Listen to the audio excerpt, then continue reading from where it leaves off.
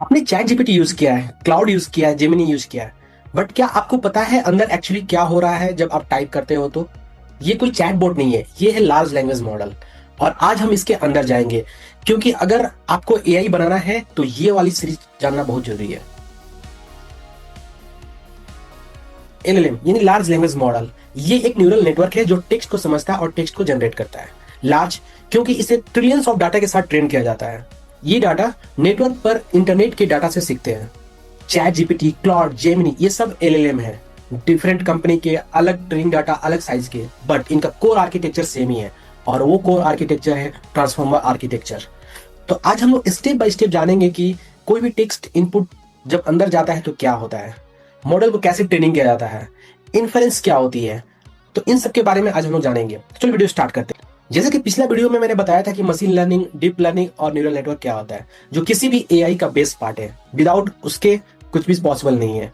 तो आज की इस वीडियो को मैं टोटल 7 पार्ट में डिवाइड किया हूँ।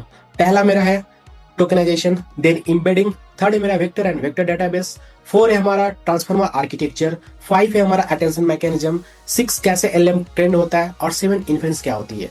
ये वीडियो थोड़ा सा लेंदी होने वाली है, क्योंकि इस वीडियो में मैं पूरा डिटेल में आपको समझाने वाला हूँ कि कैसे एआई बैकएंड में काम होती है, कौन कौन से मैथ के फॉर्मूला यूज होता है और वो फॉर्मूला कैसे एलएम समझता है, कैसे उस पर काम करता है।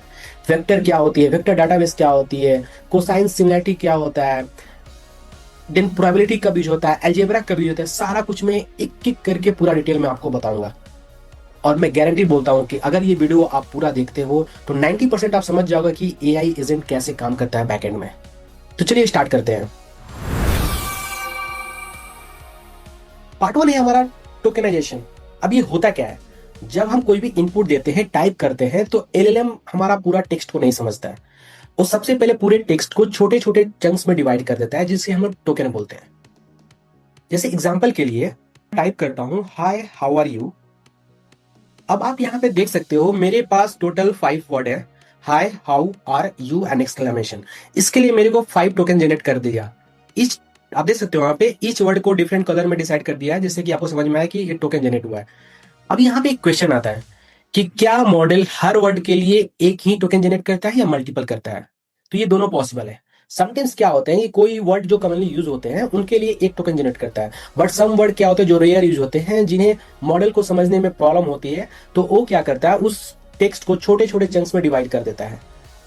और जैसे ही टोकन जनरेट होता है तो हर टोकन के लिए एक टोकन आईडी भी ये जनरेट कर देता है। तो आप जैसे यहाँ पे टोकन आईडी पे क्लिक करते हो तो आप देख सकते हो यहाँ पे हर वर्ड के लिए, हर टोकन के लिए एक टोकन आईडी जनरेट हो गया है, यानी लिस्ट ऑफ नंबर यहाँ पे आपको दिख रहा है। अब मैं एक वर्ड लेता हूं, जैसे अनहैप्पीनेस। ये एक सिंपल वर्ड है जिसका 3 टोकन आईडी जनरेट हुआ है। अब टेक्स्ट में जब देखते हो तो ये देख, यहाँ पर समझ में आ जाए आपको कि एक टोकन अन के लिए हुआ है, एक टोकन एच के लिए और एक टोकन हैप्पीनेस के लिए हुआ है। मतलब एक सिंपल वर्ड में उसको 3 वर्ड में डिवाइड कर दिया और टोकन को, और उसको 3 टोकन जनरेट कर दिया। इसी को टोकनाइजेशन बोलते हैं। अब ये जरूरी क्यों है? तो बेसिकली होता क्या है कि जब भी कोई एलएलएम होता है वो डायरेक्टली हमारे टेक्स्ट को नहीं समझता। वो टेक्स्ट को समझने के लिए हमको टेक्स्ट को पहले नंबर फॉर्मेट में कन्वर्ट करना होता है, और इसी को टोकनाइजेशन बोलते हैं। इसका एक फॉर्मूला होता है, उस फॉर्मूला को हम लोग बोलते हैं, इसका एक फॉर्मूला है जिसको हम लोग बोलते हैं कंप्रेशन रेशियो। तो बेसिकली क्या करता है कि टोटल ये चेक करता है कि total character by total tokens. तो मेरा एक वर्ड यहाँ पे अनहैप्पीनेस, जिसमें 11 कैरेक्टर है और इसका टोकन जनरेट हुआ है 3। जब इसको हम डिवाइड करते हैं तो 3.67 रेशियो आता है। That means each token 3.67 character के साथ प्रोसेस कर सकता है। अब ये जरूरी क्यों है? क्योंकि हर मॉडल अपना एक वोकैबुलरी सेट पे काम करता है। GPT-4 थाउजेंड्स ऑफ टोकन में अप्रॉक्स 750 वर्ड को प्रोसेस करता है एट ए टाइम। अगर हम लोग उसके लिमिट की बात करें तो GPT-4 का कॉन्टेक्स्ट विंडो 1,28,000 है। That means at a time वो 1 लाख वर्ड को प्रोसेस कर सकता है। ये डिफरेंस हो भी सकते हैं डिफरेंट डिफरेंट मॉडल का, जैसे क्लाउड का अलग हो सकता है, जेमिनी का अलग हो सकता है। ये सब कुछ मॉडल पे वेरी करता है।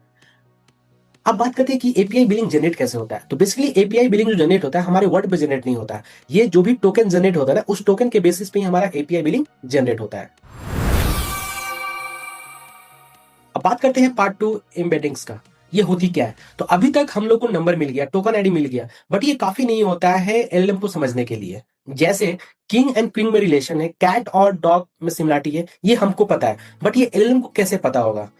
इसीलिए यहाँ पे आता है एम्बेडिंग्स। सो बेसिकली इमेडिक्स करता क्या है कि जो भी टोकन जनरेट होता है उस ईच टोकन के लिए हाई डायमेंशनल वेक्टर जनरेट करता हो, और इस वेक्टर एक वी को रिप्रेजेंट करता है। तो अभी मैं आपको एक इसका एग्जांपल दिखाता हूँ। तो मेरे पास एक प्रोग्राम है, मैं उसको ये रन कर रहा हूँ और देखता हूँ कि कैसे इम्बेडिंग्स होता है। आपको एक प्रॉपर मैं समझा रहा हूँ यहाँ पे। तो आप ये डायग्राम देखते हो तो आप देख सकते हो यहाँ पे मेरे पास 3 कैटेगरी है। One is animal, vehicles and royalty. तो रॉयलिटी में अगर किंग एंड क्वीन का देखो तो दोनों का सेम डायरेक्शन है वेक्टर में। कैट, डॉग और वॉल्फ जो कि एनिमल कैटेगरी के हैं, इनका भी सेम डायरेक्शन है और दोनों में कुछ ना कुछ रिलेशन है। बट ये रिलेशन कैसे है हम लोग फाइंड करेंगे। कैट, मोटरसाइकिल, ट्रक, ये भी एक सेम डायरेक्शन में जा रहे हैं, मतलब तीनों में कुछ ना कुछ रिलेशन है। अगर आप चाहोगे कि क्वीन एंड कैट का रिलेशन करे और किंग एंड मोटरसाइकिल का, तो दोनों में सिमिलरिटी बहुत डिफरेंस होगा। अब ये सिमिलरिटी फाइंड कैसे करते हैं, जितने सारे एलएम जो कॉम्बिनेशन होता है उसमें सिमिलरिटी कैसे फाइंड होते हैं। तो इसके लिए यहाँ पे एक मैथमेटिकल फॉर्मूला यूज होता है जिसको हम लोग बोलते हैं cosine similarity. Basically cosine similarity करता है क्या है कि ये dot product of two vector divided by magnitude of A into magnitude of B. अब ये होता क्या है, बेसिकली इसका यूज क्यों करते हैं हम बताता हूँ मैं तुमको। इसका एक और डायग्राम मैं समझाता हूँ आपको कि अगर आप यहाँ पे देखोगे कोसाइन सिमिलरिटी बिटवीन टू, यहाँ पे आप एक में डॉग है, कैट है, वोल्फ है, कार है, ट्रक, किंग एंड किंग, उस तरह king, queen, truck, car, wolf और कैट, डॉग। तो जब आप देखते हो यहाँ पे डॉग और क्वीन का कंपैरिजन जब होता है तो 0.95 इसको सिमिलरिटी मिलता है। उसी तरह किंग के साथ 0.99 का, ट्रक के साथ 0.89, कार के साथ 1 और डॉग के साथ अगर देखो तो 1 आ रहा है। दैट मीन्स इनके बीच में कोई रिलेशन है। ये क्या बोल रहा है, ग्रीन बोल रहा है मतलब सिमिलर, रेड बोल रहा है मतलब डिफरेंट। अब जो ग्रीन यहाँ पे जो दिख रहे हैं ना, इनका एक दूसरे के साथ ज्यादा सिमिलरिटी है। किंग का आप देख सकते हो यहाँ पे ग्रीन है तो ज्यादा सिमिलरिटी है, किंग का ट्रक के साथ कम है। उसी तरह अभी कोसाइन सिमिलरिटी फाइंड कैसे करते हैं उसको मैं भी बताऊंगा कैसे होता है। अभी एक और डायग्राम मैं आपको दिखाता हूँ यहाँ पे। अब ये जो डायग्राम है ना, रियल वर्ल्ड में इमेजिंग जो होती है ना, ऐसे ही वेक्टराइज्ड स्पेस में रहता है। ओके, एक पार्टिकुलर वेक्टर स्पेस है जहाँ पे हम लोग का किसी प्रोग्रामिंग लैंग्वेज का है, एक एनिमल्स का है, एक यहाँ पे आपको फूड का है और एक आपका यहाँ पे व्हीकल्स का है। तो ये हर जगह अपना अपना प्लॉट एक सेम रिलेशन के साथ प्लॉट रहता है जिससे कि मॉडल को आसानी हो समझने में। तो इसीलिए टोकन का यूज होता है और उसको वेक्टर में कन्वर्ट किया जाता है। इसका एक और एग्जांपल मैं आपको बताऊं, अगर ये बहुत ही फेमस एग्जांपल है, king minus man plus women approx queen. Basically होता है क्वीन ही, बट ये तो थ्योरेटिकल हम लोग बोलते हैं, बट मैथमेटिकल कैसे कैलकुलेट होता है, कैसे वेक्टराइज होता है, सारा कुछ आप इस प्लॉट से समझ सकते हो। मेरा यहाँ पे किंग है जो 0 वेक्टर पे, ठीक है, और मैन है जो हमारा 0.1 पे है। उसी तरह सेम अगर देखो एक्स एक्सिस और वाई 0.6 पे, तो अभी क्या बोलता है, जो किंग को क्या ना माइनस मैन करना होता है और इसको वुमेन के साथ ऐड कर दो। तो जैसे ही किंग और वुमेन को ऐड कर दो यहाँ पे, तो क्वीन बनता है, जो कि ये प्रेडिक्शन में आता है। तो ये ऐसे एलएलएम बैकग्राउंड में मैथमेटिकल फॉर्मूला के बेसिस पे काम करते हैं। तो यहाँ पे अगर आप देखते हो मेरे पास 3 है, कैट, डॉग और कार। ओके, जब मैं डॉग को प्लॉट कर रहा हूँ 0.9 X axis and 0.8 Y axis, तो मेरे को यहाँ पे आता है। सेम कैट को करता हूँ और सेम कार को करता हूँ। तो यहाँ पे डॉग और कार का जो डायरेक्शन है सेम डायरेक्शन में है, मतलब इन दोनों के बीच में कुछ ना सिमिलरिटी तो है ही। ओके, बट कार और इनके बीच में काफी डिफरेंस है।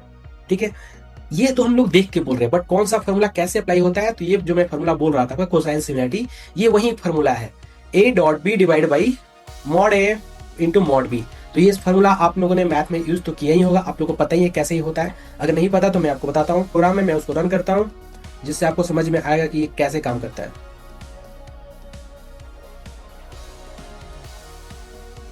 तुम जैसे कि मेरे पास 3 है, डॉग, कैट, कार, और मैं इनका कोसाइन सिमिलरिटी करता हूँ। तो पहले मैं डॉग और कैट का करता हूँ यहाँ पे कोसाइन सिमिलरिटी। तो पहले मैं इसके लिए डॉट प्रोडक्ट यूज किया, जैसे ही मैं डॉट प्रोडक्ट इस पे यूज करता हूँ तो मेरे को मिलता है वैल्यू 1.44।